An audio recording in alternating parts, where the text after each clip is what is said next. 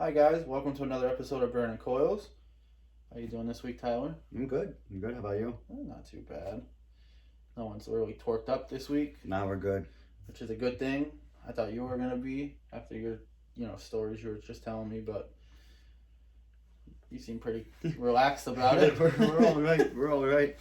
But I mean, it's getting warmer this week, so that's a plus. Yeah, but you also told me there might be another snowstorm coming. Yeah, it's possible.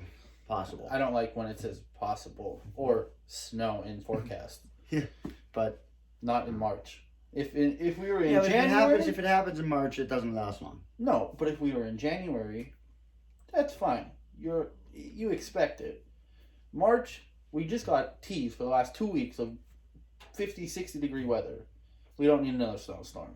Nah, it won't last long. A few days it'll be gone. I was just talking to my one buddy before. Snow has to go. Golf courses has to dry out. We need to get on a golf course ASAP. Oh, I agree. So That's why we need those heated balls I keep talking about, or just melt the snow. You could hit it right out. That's why we don't need a snowstorm in March, or we just need to move. True. Yeah, that's a possibility. Just we'll pack our bags, move, Go. and just go. We'll figure something out. See what happens. But there's a lot of stuff on the vaping radar. Yeah. It just happened. It just happened probably within the last 2 weeks, I want to say. Maybe not even, maybe the last week. With the whole, new regulations, you can't buy online anymore. And that's just for consumers. That's just consumers. So stores and retailers could still get everything. Yeah, but it's a lot harder now for stores and retailers, to buy. Like all of our distributors, I know we were going through our bosses, we're asking for all of our licenses, and they have to prove that we're a business, so that they can still ship to us. It's real difficult. Obviously we got through it because we're A legit a business. legit business. We're not some corner market, or we're buying it for ourselves. Yeah.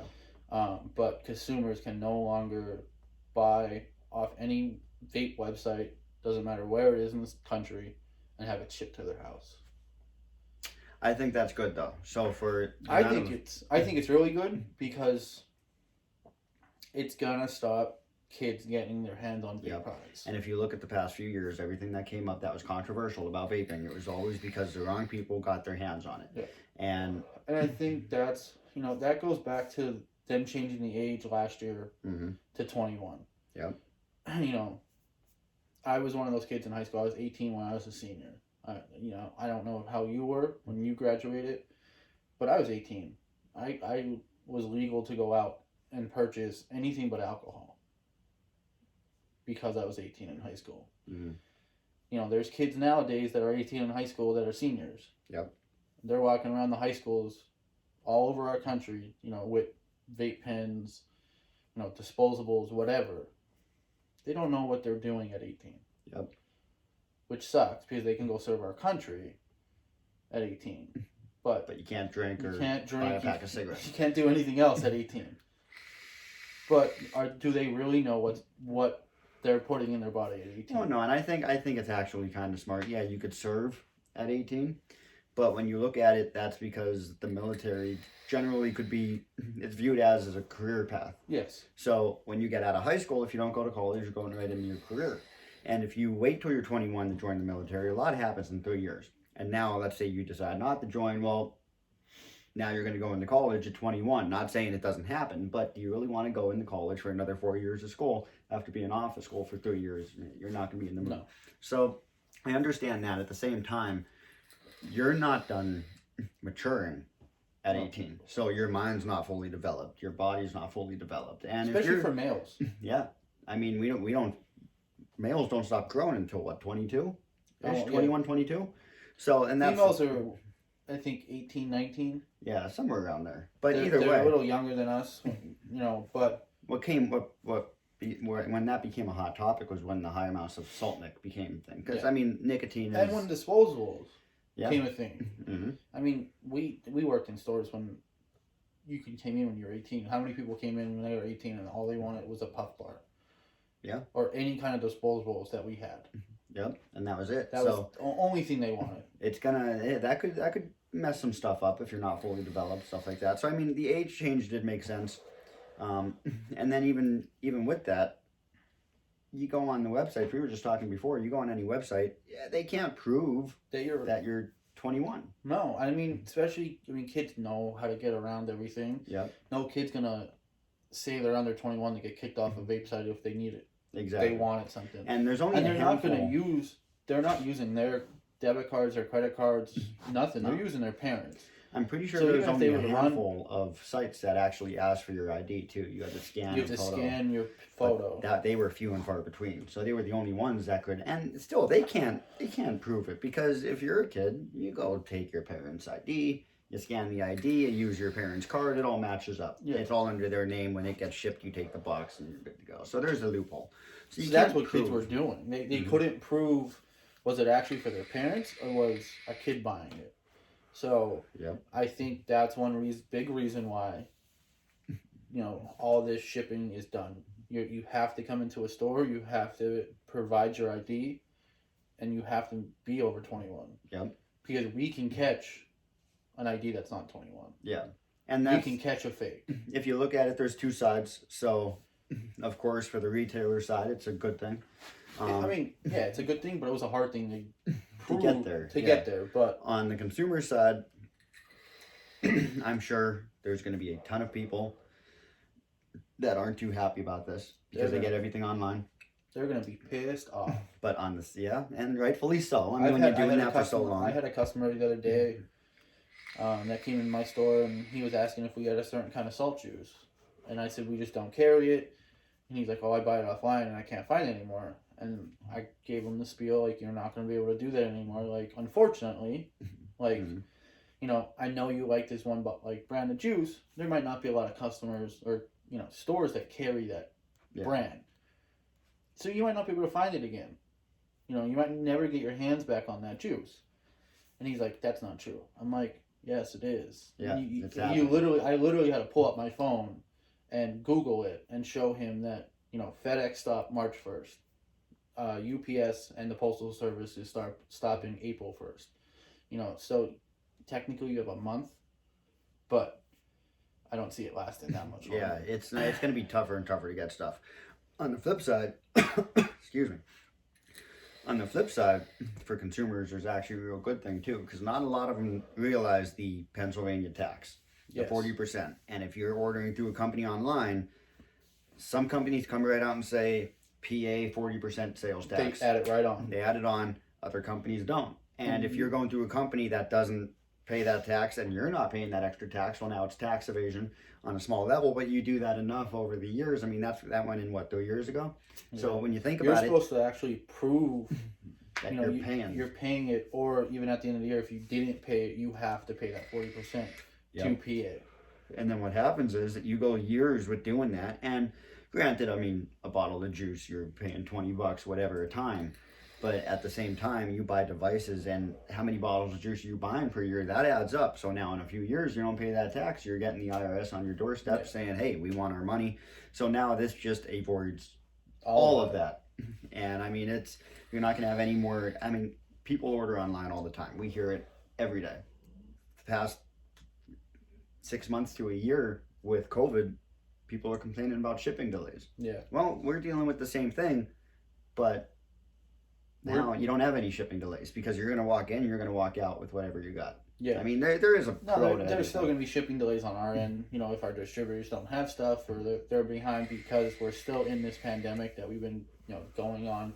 But you know what? I'm really curious now because now how many of these companies are strictly online that are selling? So now that's more big companies off the list that provide more juice, that provides more juice and more devices for us to get our hands on because they're off the market. Yeah, to a point. I think most of the places we deal with on a day-to-day basis to get our products are only wholesalers. I don't think a single consumer can buy off our sites. Oh no, they can't, but these online companies, where do they get their stuff? They would have to go from a wholesaler as well, no? Probably. And I want to say most of the places people are getting it off of are vape shops that have an online store. That makes sense. You know what I mean? I think most big time distributors within the country are only wholesale accounts.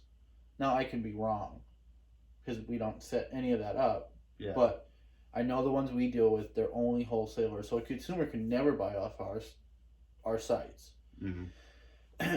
Yeah, so theoretically, it should open up a lot more products for stores to bring in. Yeah. Because now you don't have available. Thousands of people ordering offline to get the same products we're trying to get. At the same time, theoretically, you would think the stores are going to have an influx in customers now, because that's going to be the only place you could get this stuff, is going into a store. So now, are you going to see stores ordering more? We're already at the point where it's taking so long for distributors to get the merchandise back in stock that when it becomes available, it literally lasts for about a half hour, because every store that sees that and every company that sees that buys them out. Oh yeah, I mean, and then they're out for another month and a half, and that's the I mean, how many times have we talked? You know, I do an order different days than you do orders, and I'm like, Tyler, I know you need, you know, A, B, and C. It's in stock, and you go to do an order the next day, and it's wiped, and they might have had thousands of them. Yep, and they're gone. And they're gone. It's one of those things where you just have to have the right timing. Sometimes it's just luck. Yeah, it really is. It really is. And it's frustrating, but that's what we're looking at right now. So we'll see. I mean, that's the aspect we don't really know where it's going to go either way. There's options. There's also the possibility it's going to hurt the industry. Mm-hmm. Because, especially now with a pandemic, how many people, you know, maybe me and you aren't afraid to go into a store. But I'm sure there's people throughout the country that do not want to go in public, don't want to go into a store. You know, they don't want to do any of that. But at the same time, like we're one of them, we offer the curbside pickup. Not a lot of people do it. But it is but there. It's there, and I would imagine that most of these companies, even before this, even before COVID was a thing, we had a few customers in some stores that they would never come in. Either if it's being disabled or if it's in a rush, whatever, they would call us ahead of time, they'd pay, and then we'd run it out to them. So we always did it, and I'm sure that if you didn't want to go into a store, you could call them and work that out. I'm sure. So I would bet.